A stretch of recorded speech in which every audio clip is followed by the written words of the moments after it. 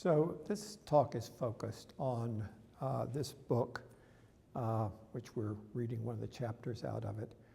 It's called Creativity, and the subtitle is The Psychology of Discovery and Invention.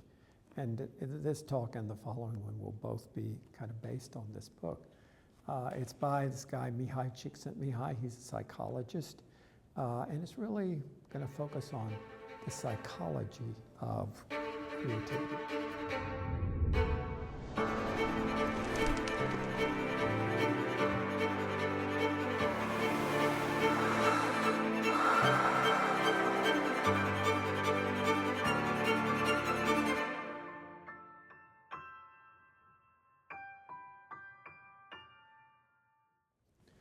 So this guy, M.I.T. Csikszentmihalyi, is, he's called the father of positive psychology. He's a very, very well-known psychologist.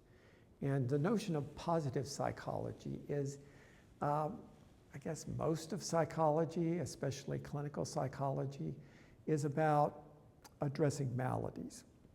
So how do I deal with schizophrenia, or how do I deal with bipolar disorder, or how do I deal with depression? How do I deal with things that are wrong in my life, and how do I get therapy to get better? That's really maybe been the thrust of psychology. Psychology is a relatively young field. It only started in the 19th century, but it kind of has been seen primarily in that mode. But along comes M.I.T. Csikszentmihalyi, and he says, you know, I'm interested not in how you deal with malady, but how we're happy. How do we stay happy? What is the positive side of psychology? And so he's interested in those things that are fulfilling to human beings and make people happy. And how can we orient our lives to optimize that? So he chose creativity to write a book on because he believes that creativity is something that makes people happy. So this is a quotation from him in the book. He says, "When we are involved in creativity, we feel that we are living more fully than during the rest of our life." Do you believe that? When we are involved in creativity, we feel that we are living more fully than during the rest of our life.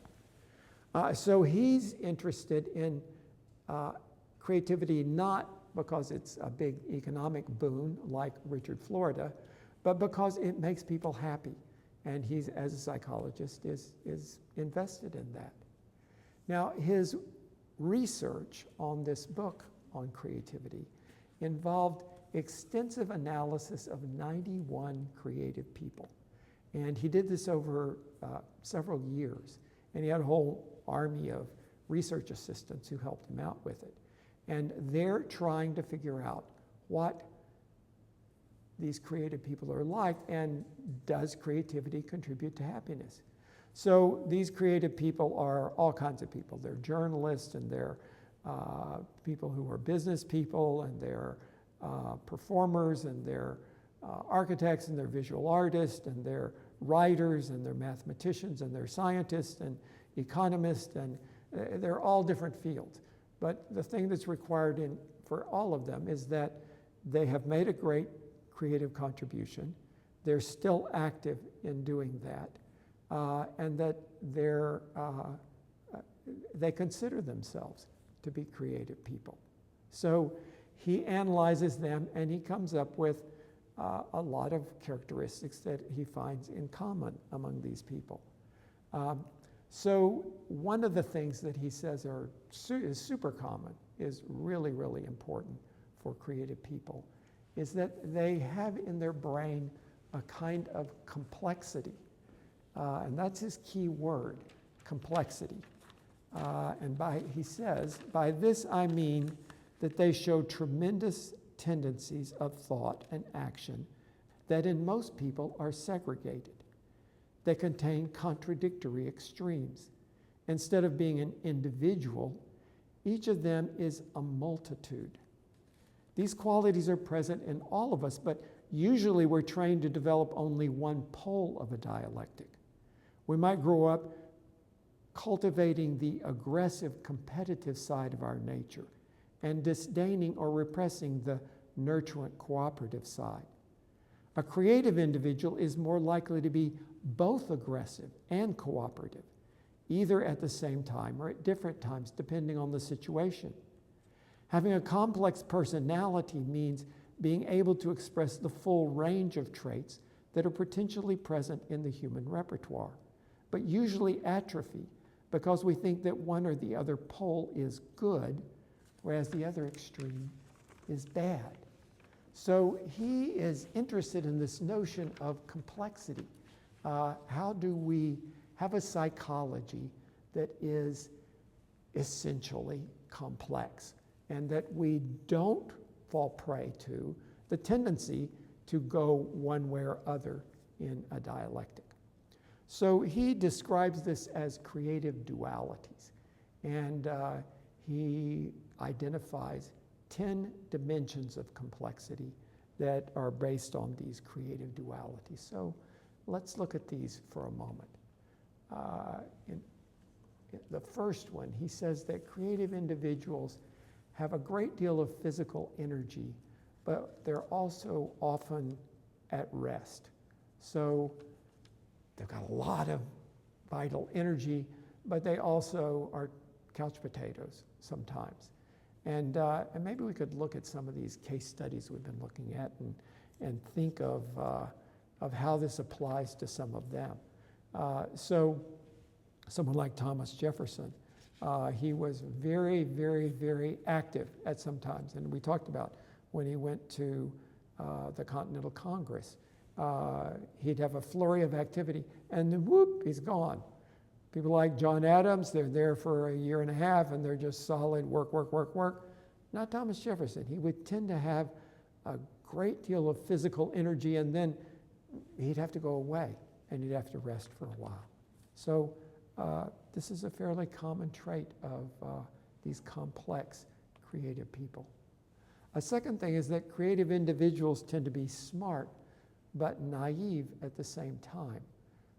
So they're going to be very strong at convergent thinking, logical, left brain, intelligent thinking, but they're also going to be good at divergent thinking, right brain, dreaming, imaginative, intuitive kind of thinking. So they're smart, but they're also naive at the same time. And I think a great example of this is Michelle Obama. I'm just blown away by the fact that she's certainly law firm smart, so that she could do that head down convergent kind of work and just ace it.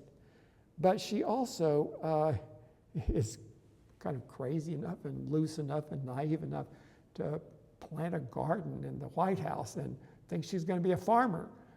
So right alongside that convergent thinking is this divergent thinking. Right alongside that smart is also a kind of willingness to be naive and try something new.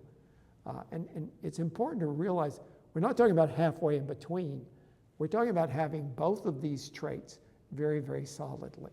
And I think Michelle Obama definitely did. A third duality is a paradoxical trait that refers to the related combination of playfulness and discipline, or responsibility and irresponsibility. So that people can be really, really conscientious, but they also can be playful and maybe even a little bit irresponsible.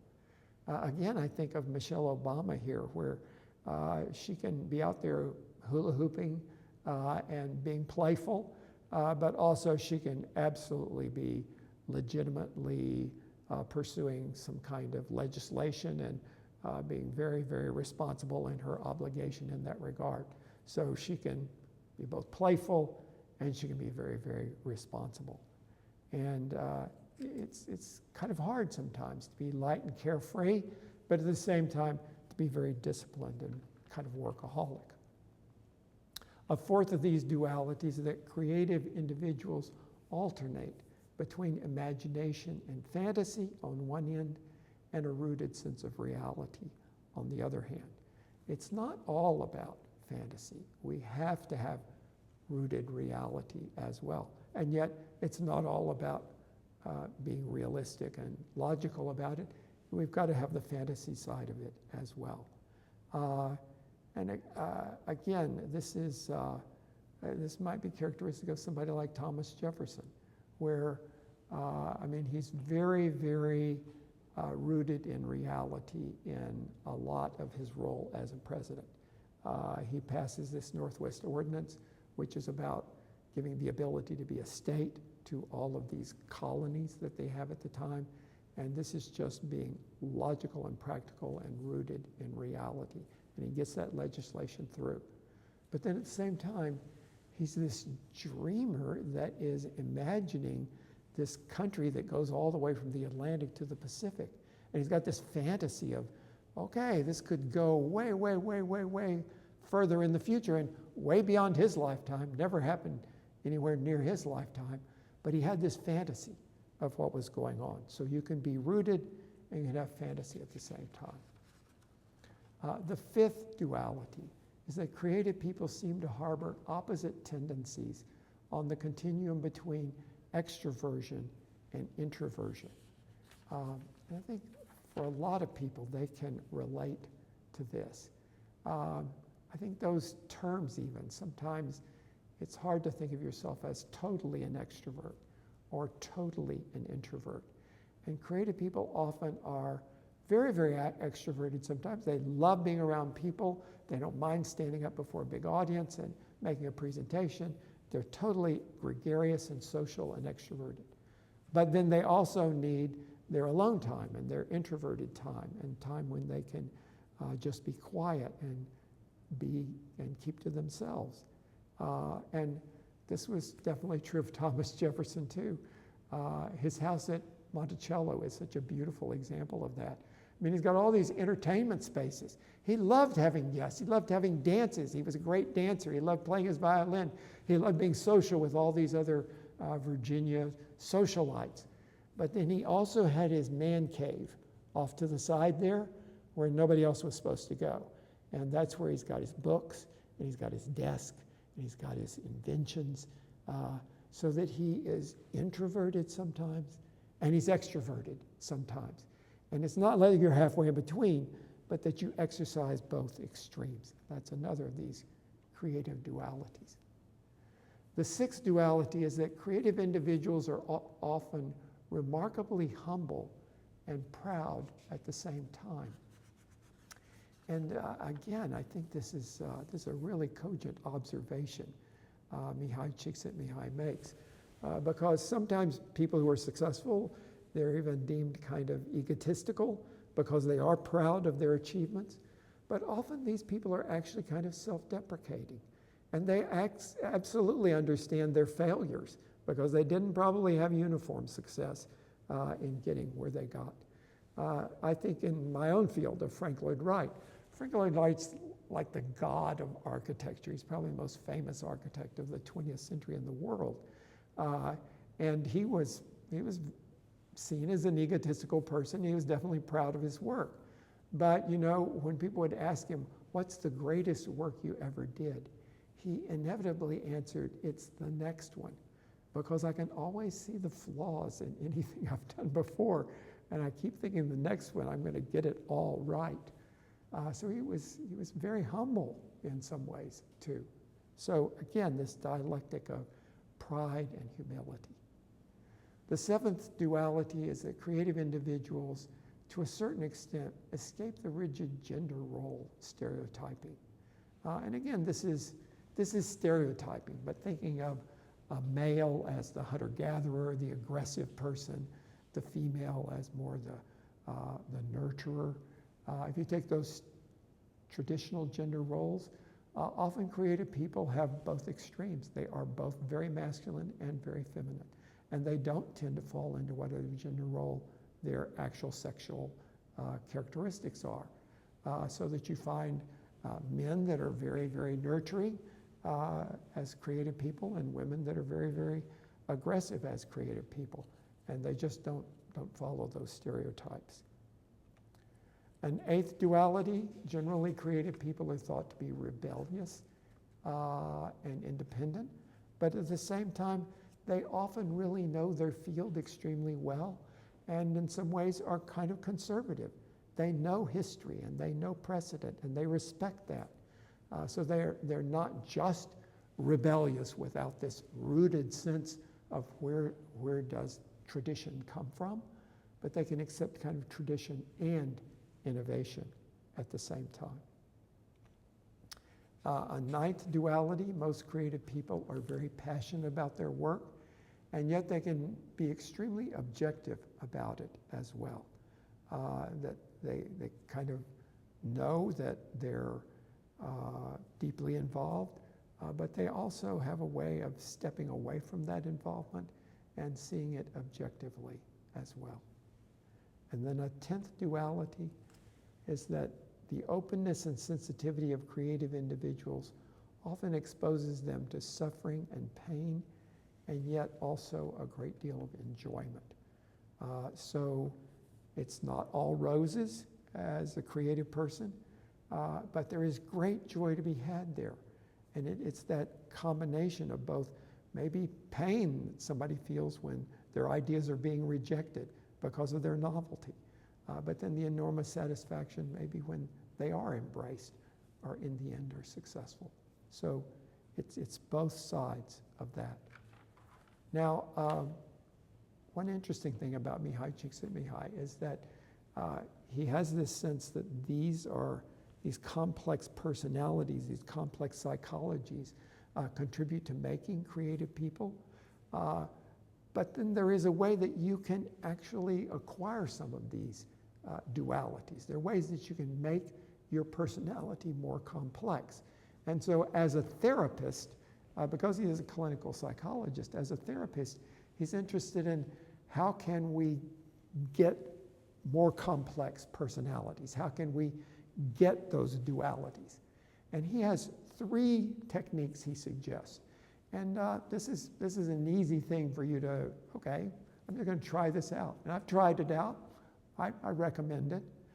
So he says, first of all, do something that surprises yourself every day. Don't lead a predictable life.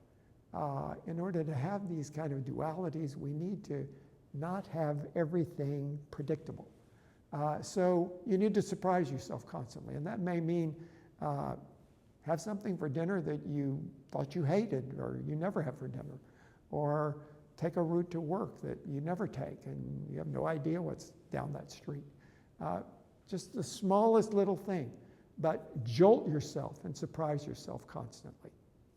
Then the second thing is behave yourself in a way that surprises other people. So don't be so predictable yourself. If your parents are accustomed to seeing you as this whiny, complaining person, try for a week being completely upbeat and positive and complimentary about everything, and just surprise the hell out of them. Or if you're accustomed to being a kind of mild-mannered, quiet person, try telling a really bawdy joke and see if you can get a laugh out of that. But something that's completely out of character for you, and surprise the people around you. Now, those are techniques for just trying to expand the range and the complexity of what our personalities are. And then the third thing he says to do is keep a journal of that. And then find things maybe in these aberrant behaviors that you're doing that you might want to explore more and increase the range of your personality. So this is a psychologist saying, how can you make yourself, help yourself, have these creative dualities more thoroughly? There are several other things he says at the end of the book that are kind of wrap-up things for him about creativity that I find really, really fascinating. He says there are 5 characteristics that he's seen in these creative people that are very interesting to him. The first is that almost every one of those 91 people, at a certain point in their life, they felt like a misfit. They felt like they just didn't belong. And especially that was true when they were young, that they felt like a misfit. And that just meant that they weren't, maybe they were very popular, but they kind of knew, I'm not like everybody else here. I don't have the same interests and goals that they do. The second thing is that almost all of them kind of found themselves in college or in graduate school. At that stage of their life, they realized, this is who I am, this is where I'm going, this is what I'm passionate about. And it was a critical moment in their 20s when that happened. The third thing that seems to be characteristic of all of these people is that they actually have very solid relationships.